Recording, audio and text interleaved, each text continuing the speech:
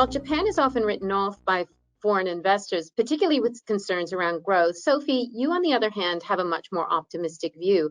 Tell us a little bit more about that. Thank you. I think for any foreign investors who trade Japan based on the macro news, I think they usually would ask, why should I bother with this country?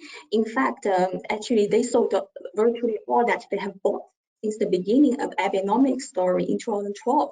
And per the chart here, well, in the meantime, the corporate profit continues to grow to a record high level, mainly driven by global expansion, the innovative product and the technology development, and also idiosyncratic factors of companies such as the corporate restructuring and also the increasing focus on return on invested capital.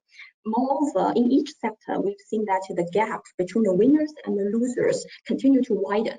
So as a result, we firmly believe that only a bottom-up active investment strategy can work well for the long-term investors.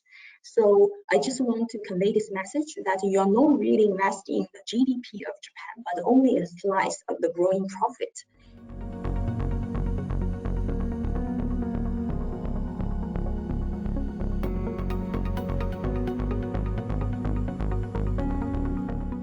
What kind of investment opportunities that we have found in Japan? So first of all, there is a large number of global champions with dominant market share in industries of secular growth, such as the online recruitment services, factory automation, medical equipment, and also the premium consumer goods. Secondly, among the key domestic space, we invest in the leading companies positioned in the underpenetrated service industries. And usually these companies are run by capable management who are highly motivated and think out of the box. Moreover, they are also taking calculated risks to displace the outdated business practice and also the complacent incumbents.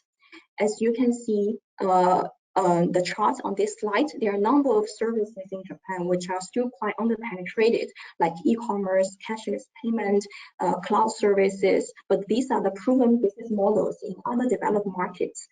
So we believe, based on our conversation with the corporate management here, they have been gradually changing in terms of their attitude to embrace the digital transformation.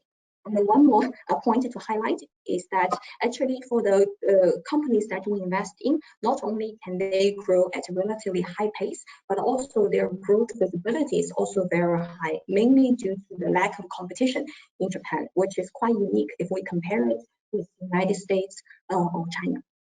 And then lastly, I want to highlight is that Japan is still remains to be one of the least efficient markets in the world. More than 75% of the listed companies are covered only by one sell-side analyst or have no coverage at all. So I think that it presents a quite attractive investment opportunity for the long-term patient investors. But having said that, the relatively lower market efficiency also brings more short-term volatility, which of share price, which is something that we should keep in mind.